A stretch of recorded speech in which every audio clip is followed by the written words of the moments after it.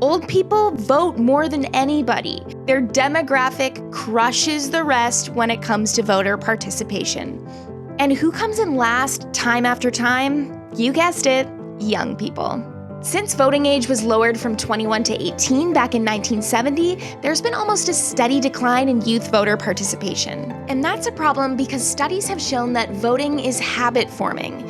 People who start voting as soon as they're eligible generally keep it up throughout their lives. People who don't start early are less likely to pick it up later. You could say that part of boomers' high participation rate is because their voting habit was formed back when involvement was consistently higher. So, how do we get youth voter habits to that level?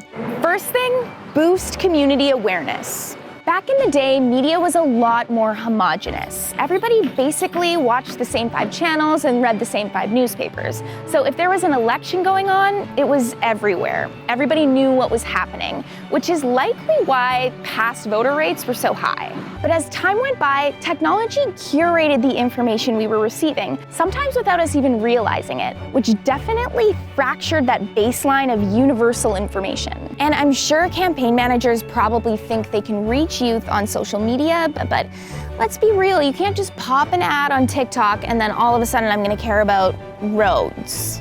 That's why year after year, the #1 factor driving youth participation is reaching out to people. Word of mouth is actually bigger than I thought it would be because it landed me on TVO. That's right, good old-fashioned word of mouth. Family, friends, teachers, campus outreach, you name it.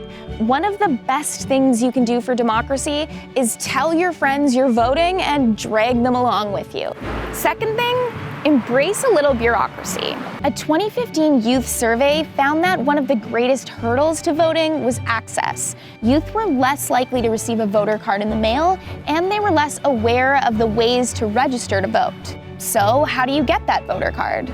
As soon as you turn 14, request to be added to the Register of Future Electors. Then when you're 18, you'll automatically be added to the National Register of Electors. Then before each election, you'll get a voter card that tells you exactly when, where, and how to vote. Another way is, and this might sound crushingly adult, but file your taxes.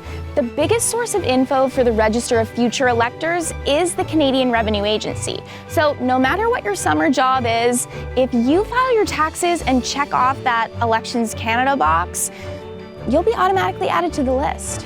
And no, it doesn't mean your parents are gonna have to pay more money in taxes. Kids are allowed to make up to $15K before it affects anything. In fact, you might actually make money on a tax refund, or if you're 19, a GST, HST credit. Free money, am I right?